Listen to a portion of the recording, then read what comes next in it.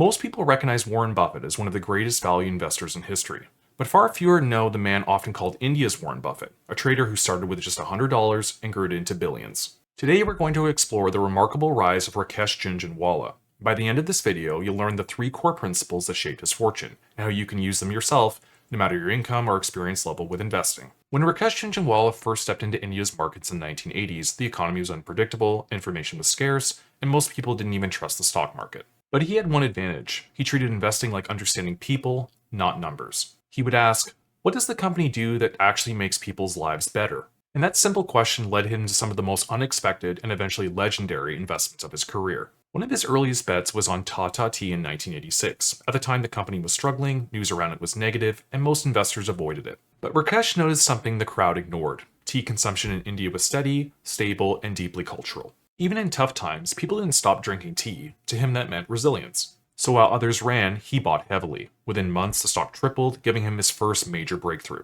So here's lesson 1.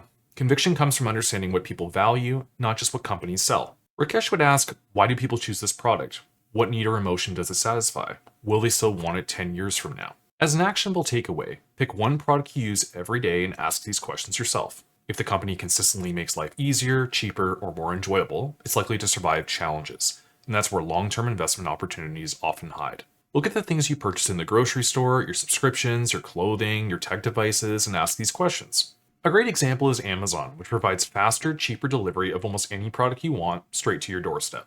But Amazon isn't the only story that illustrates this kind of overlooked potential. The second example Rakesh often highlighted is Titan, a small struggling watch company that most investors ignored. Its jewelry division Tanishq was still young and unproven, and the stock was trading at extremely low levels. Yet Rakesh Jhunjhunwala saw something almost no one else did. India's middle class was growing, and families were shifting towards trusted branded jewelry, a market traditionally dominated by small, unorganized shops.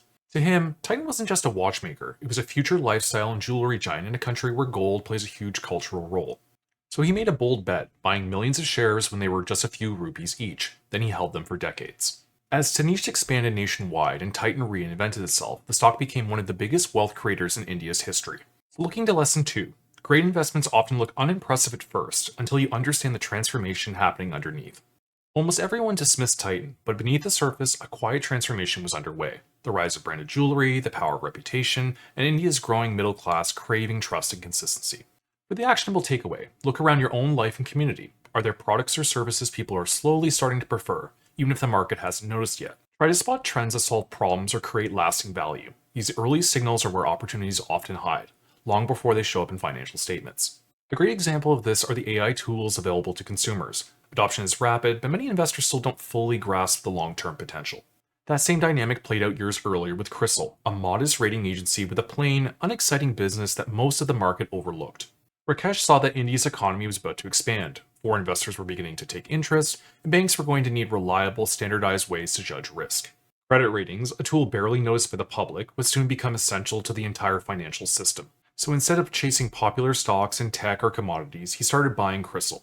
He attended analyst calls, studied the business model, and recognized that once ratings became integral to India's credit markets, Crystal would naturally dominate due to its reputation, margins, and early start. And when global financial reforms took hold in India, demand for Crystal's services exploded. The business scaled effortlessly, earnings soared, and his investment multiplied many times over. For lesson 3, patience and foresight turn opportunity into fortune. He didn't chase flashy stocks. He looked for small, overlooked companies doing something essential that everyone would need. For the final takeaway, look for boring but essential businesses in your market. Companies that solve a problem everyone will eventually face, even if no one's talking about them today. Think of cybersecurity firms like CrowdStrike or cloud infrastructure services like Snowflake. They weren't the flashiest tech stocks initially, but they served critical, growing needs in a digital-first economy.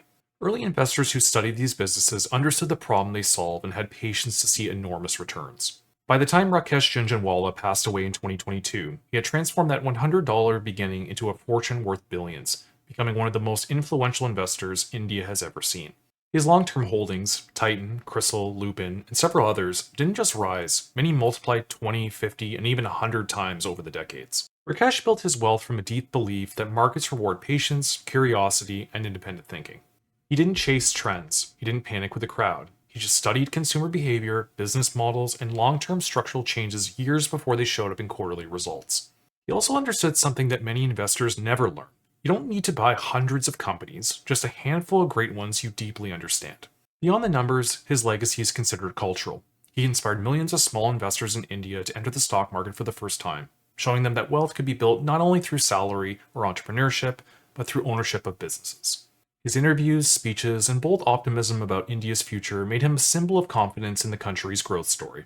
Even today, people look back at his portfolio to study how he thought, how he spotted overlooked opportunities, and how he held onto them through fear, noise, and volatility. In the end, Rakesh Jhunjhunwala didn't just beat the market, he changed how an entire generation thinks about investing.